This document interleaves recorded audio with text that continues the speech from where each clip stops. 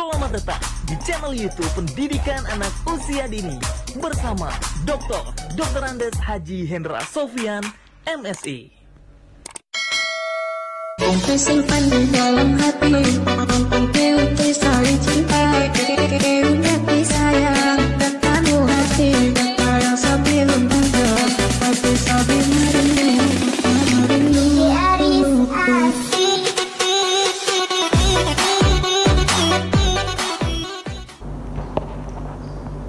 Halo, selamat pagi. Bertemu lagi dengan saya Hendra Sofian dalam channel Pendidikan Anak Usia Dini Indonesia. Pagi ini kita bertemu dan kedatangan tamu spesial. Beliau adalah seorang dosen cantik, dosen di Universitas Jambi, kemudian juga seorang selebgram yang mungkin kalau orang Jambi buka selebgram tentang model, tentang makanan, silahkan saja nanti buka di channel YouTube beliau atau di channel Instagram beliau. Apa namanya, Bu? Rina Dewi. Oke, kemudian yang menarik karena di sini adalah channel pendidikan anak usia dini, beliau ini tanpa kita sadari kalau melihat ternyata sudah memiliki buah hati, dua orang putri yang cantik-cantik. Yang satu berusia 6 tahun bernama Zizi, kemudian yang satu lagi masih berusia 5 bulan. Oke, Rina, kita akan bincang-bincang sedikit tentang pendidikan anak usia dini. Kemudian bagaimana seorang ibu muda bekerja sibuk dalam tanda kutip sibuk dengan aktivitas kantor, kemudian bisa mendidik anak sedemikian rupa. Saya perhatikan sehat-sehat sampai sekarang, alhamdulillah ya. Oke, berikut ini kita akan tanya langsung sama Rina. Silakan Rina untuk menjelaskan sedikit, menambah apa yang sudah saya sampaikan tadi. Oh ya, boleh. Assalamualaikum warahmatullahi wabarakatuh. Salam kenal. Perkenalkan, nama saya Rina Kusuma Dewi. Usia on the way 30 tahun. Dan saat ini kesibukannya selain mengasuh 2 orang anak, saya juga bekerja sebagai dosen di Universitas Jambi. Terima kasih banyak, Bu. Oke, karena ini adalah tentang pendidikan anak usia dini, kita akan berbincang-bincang tentang bagaimana seorang Rina di dalam mendidik anak usia dini yang ada di rumah, karena Rina memiliki buah-buah hati yang cantik-cantik tadi. Karena bawaan orang ya, karena orangnya cantik ya, anaknya cantik dong. Oke, yang pertama kita berdiskusi tentang kira-kira Ibu Rina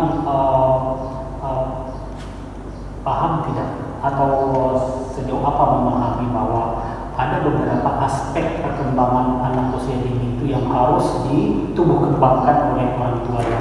Mungkin bisa cerita kepada kita dan kepada orang tua. Oh ya, baik. Nah, jadi ini di sini saya tidak bermaksud menggurui sama sekali ya Pak ya, hanya berbagi pengalaman dan apa yang saya tahu aja. Nah, jadi kalau dari yang saya pelajari, pengalaman yang udah itu kan juga memang untuk anak usia dini ini sebenarnya yang dituntut yang pertama itu adalah kebahagiaannya. Jadi bukan kognitifnya. Memang kognitif juga perlu di sini, tapi bukan berarti itu yang paling dominan, tidak. Banyak aspek-aspek lain yang tentunya lebih penting. Misalnya fisiknya, kemudian kemampuan bahasanya, kognitifnya, perasaannya, seksualnya. Nah, itu kan semuanya penting sekali untuk ditanamkan pada anak usia dini. Oke, wah ternyata tidak salah ya sebagai ibu yang profesional dalam menjalankan tugas sebagai dosen di Universitas Jambi, tapi juga sebagai ibu muda yang siaga yang mengerti tentang aspek-aspek apa yang ditumbuh kembangkan untuk anak. Memang benar bahwa pada dasarnya anak itu yang paling penting bahagia dulu. Bahagia. Tetapi kebahagiaan anak itu tidak terlepas dari ketika anak itu secara fisiknya sehat. Jadi kalau dia fisiknya sehat, pasti dia bahagia dong.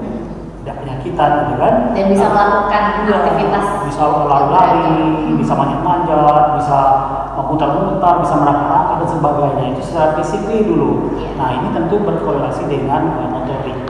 Misalnya coba Rina di rumah seperti apa tuh anak yang berdua itu melakukan aktivitas? Yang jelas rumah sangat berantakan dan memang saya nggak pernah melarang. Jadi kalau di rumah aturan mainnya jelas, boleh berantakin tapi harus beresin. Nah jadi anak saya yang 6 tahun itu dia sudah sangat paham ketika dia mau memberantakin mainannya. Nah setelah itu dia punya tanggung jawab untuk membereskannya lagi. Jadi dia pun bebas mau ngapain aja, nggak perlu dilarang, nggak boleh ini, nggak boleh itu kan juga nggak baik ya. Itu bisa aja menghambat kemampuan motoriknya. Oke, kita dia ada fisik, ada motorik.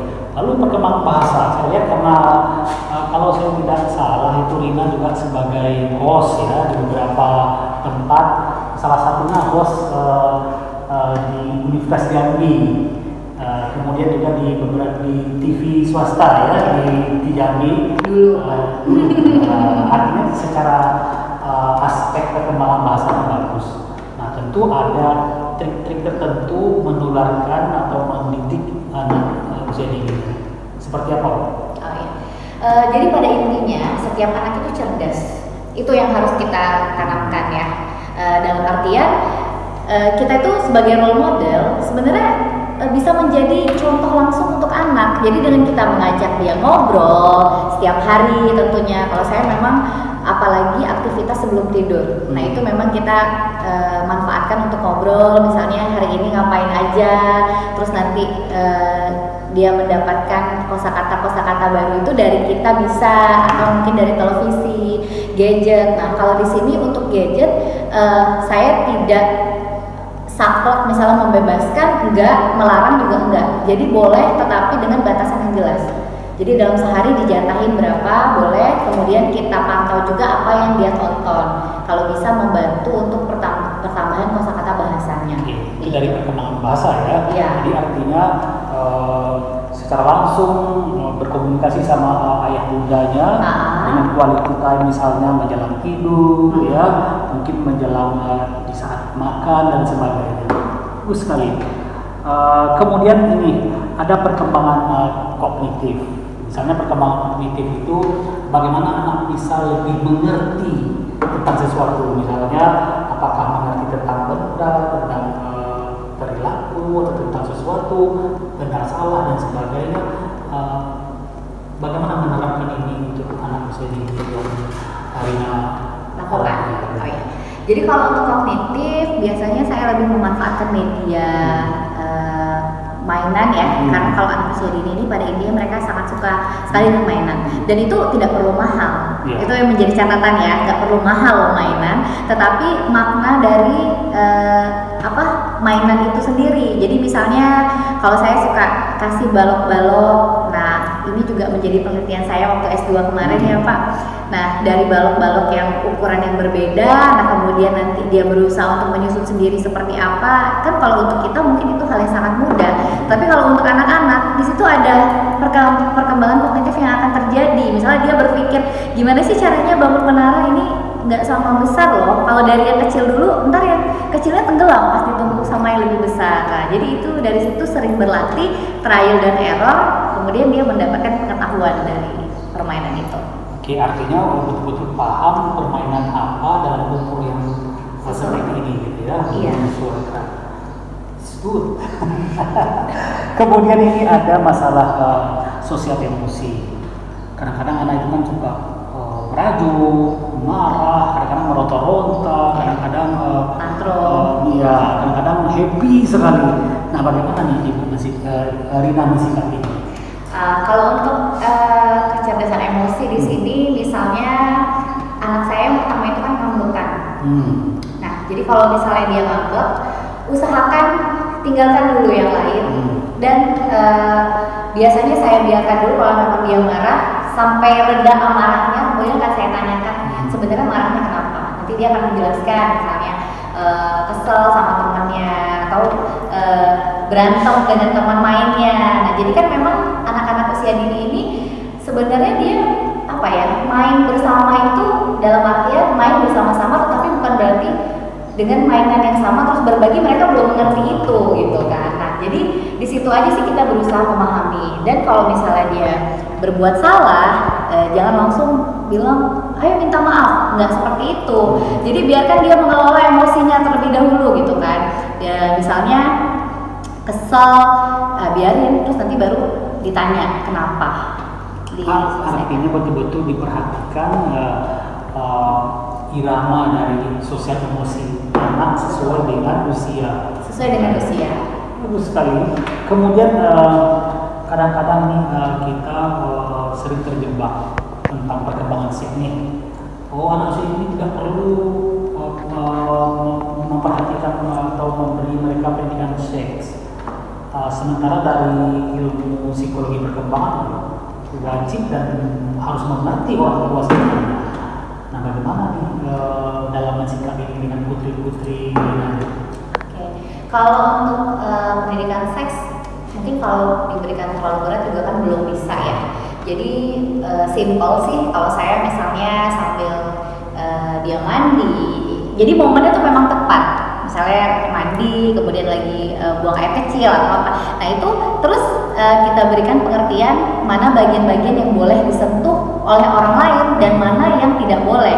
Nah dari situ nanti lama-kelamaan dia pun akan mengerti. Terus juga dia sudah tahu artinya malu. Kalau misalnya setelah mandi nggak pakai handuk atau apa, kalau kita beri pengertian terus, lama-lama anak pasti akan mengerti. Makanya balik lagi yang selalu saya tekankan bahwa semua anak itu cerdas.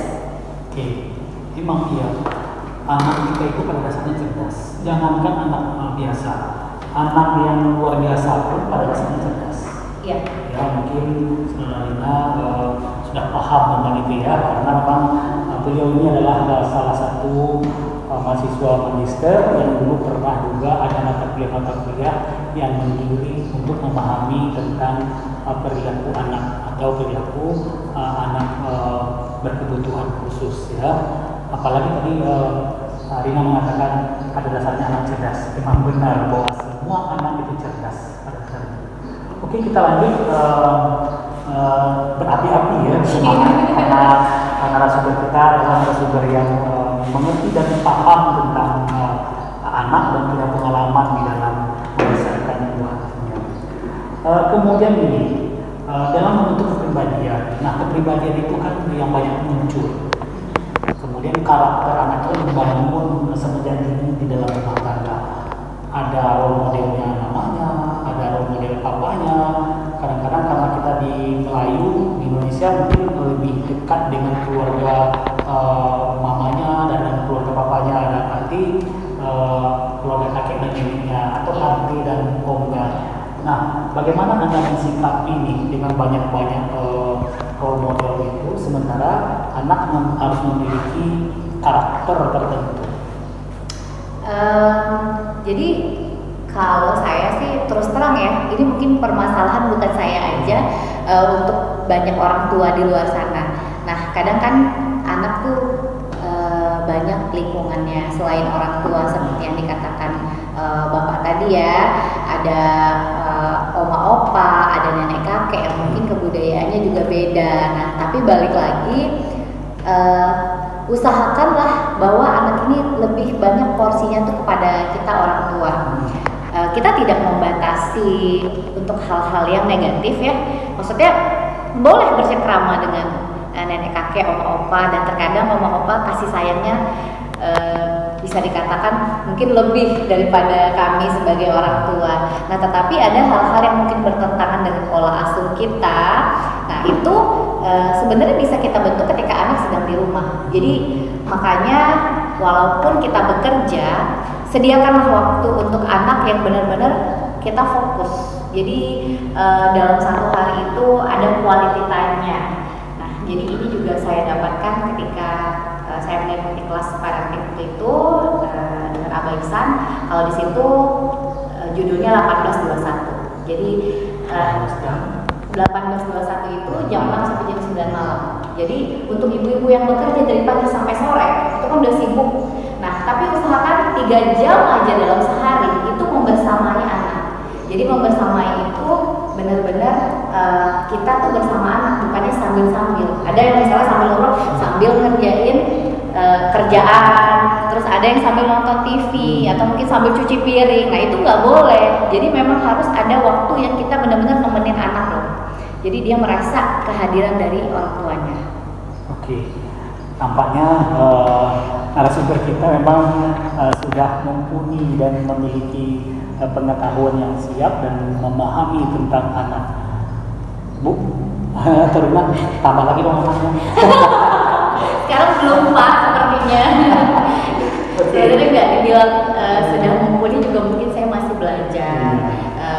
Tapi saya memang prinsipnya saya ingin berusaha. Siapa sih yang nggak ingin menjadi ibu terbaik untuk anak-anaknya?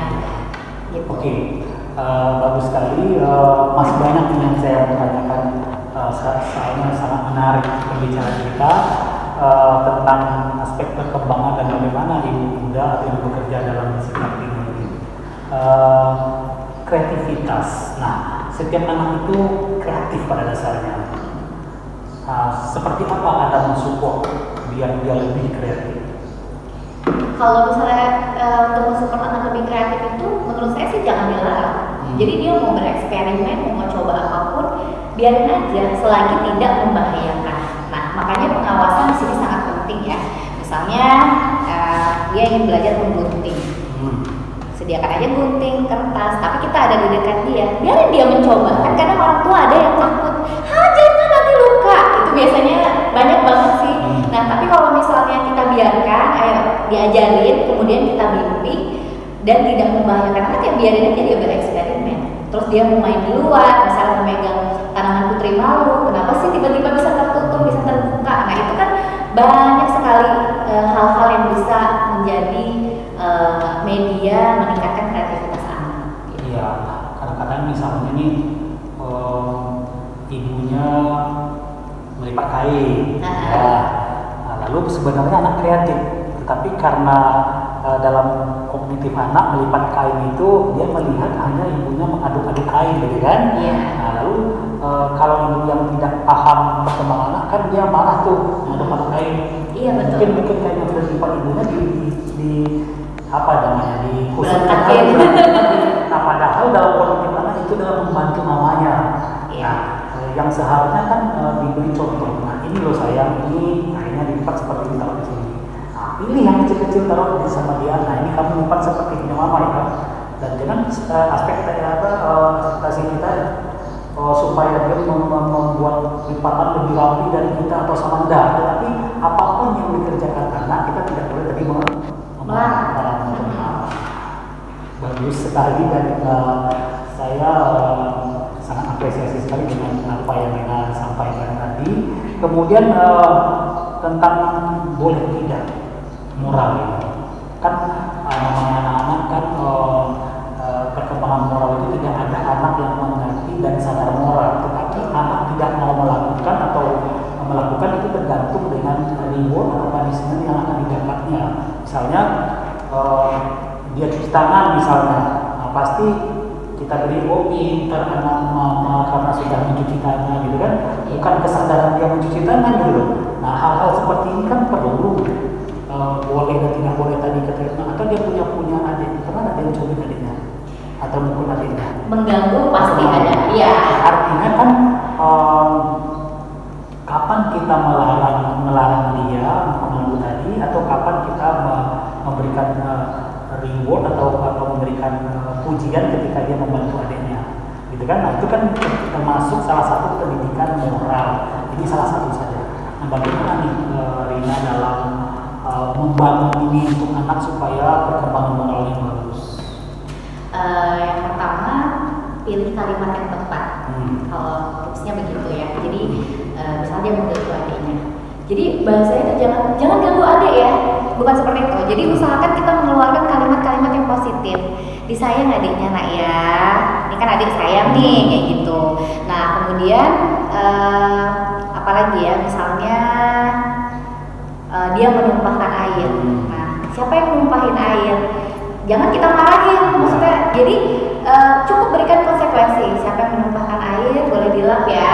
Nah, kemudian lama-kelamaan dia akan menyadari bahwa itu bukan masalah yang besar. Terkadang kan orang tua terlalu berlebihan.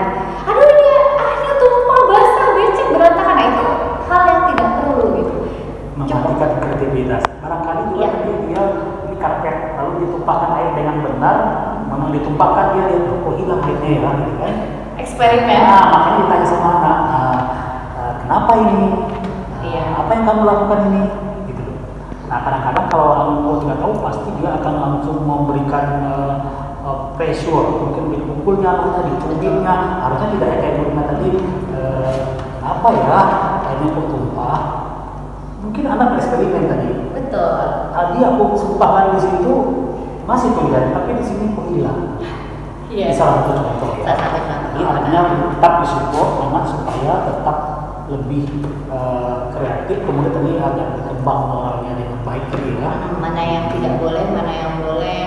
Maksudnya kan kadang-kadang berantem, memukul atau merebut mainan. Nah, itu memang terkadang kan kalau kita bilang jangan, nah terkesan kan seperti marah gitu. Tapi usahakan memang yang tadi saya katakan itu ucapkanlah kalimat-kalimat yang positif. Iya.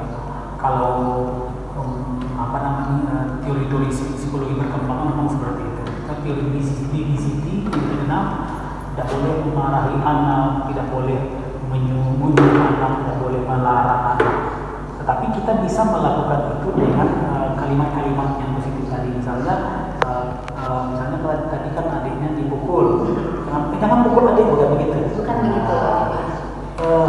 Kenapa ya? Apa yang akan lakukan itu ke adik? Kan? Gitu. Bisa jadi mungkin itu wujud sayangnya, bisa jadi kan. Gemas sama adik, ya kan? Nah, kalau gemas sama adik seperti ini loh, nanti kita berikan contoh. Kita peluk adiknya dan seperti itu. Iya. Nah, salah satu lagi aspek perkembangan barangkali kita tidak sadari bahwa perkembangan itu ada 12 macam. Nah, yang salah satu yang belum kita bahas adalah bermain. Sebenarnya bermain itu penting karena dengan bermain anak bisa nanti berkembang seluruh aspek, itu fisiknya, motoriknya, bahasanya, sosialnya, emosinya, kognitifnya, kreativitasnya, seksualnya, semua melalui bermain. Anak itu bermain dan bermain. Melalui bermainlah mereka berbahagia tadi. Itu kan nomor satu tadi ya Bu. Iya. Kan bahwa kita sangat-sangat support anak supaya anak berbahagia. Nah, bagaimana caranya nih? Ada dua sisi mata uang ya. Di satu sisi rumah berantakan. Iya. Karena anak berlari, melompat, melempar, menjadikan kuda, menjadikan kapal dan sebagainya. Di satu sisi anak harus bermain, satu sisi rumah harus rapi. Nah, bagaimana nih mensikapnya? Kalau mensikapnya seperti yang saya sampaikan tadi sih tetap aja boleh. Jadi saya tuh nggak banyak larangannya dengan anak. Boleh, mau berantakan kayak gimana pun boleh. Tapi saya benar-benar menyuruh dia yang beresin. Jadi kalau pulang kerja nih nanti berantakan atau apa, kakak, siapa yang berantakin kakak? Oke, berarti harus apa? Beresin. Ya udah beresin. Kalau kita bisa temenin. Jadi memang dia melakukan sendiri dan dia tahu konsekuensi yang harus dia tanggung setelah dia bermain. Itu yang disebut dengan trial and error. Nah, nanti dalam berantakan itu ada bermain, ada belajar. Ada belajar. Misalnya anak katakanlah dia contohnya tadi kan sudah ada contoh satu, contoh dua misalnya ketika dia makan menggunakan sendok atau makan sendiri kan berantakan kemana-mana. Tapi secara tidak disadari ada belajar dalam berantakan tadi. Jadi jangan takut rumah berantakan ketika anak tumbuh berkembang. Begitu ya.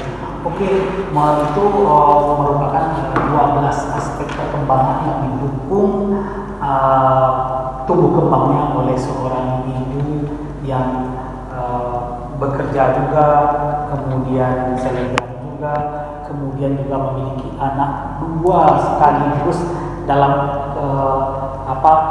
rentang usia yang sama ya, PAUD. Iya. PAUD dalam arti masih pendidikan anak usia dini, usia 5 tahun dan 6 tahun dan 6 tahun dan 6 bulan.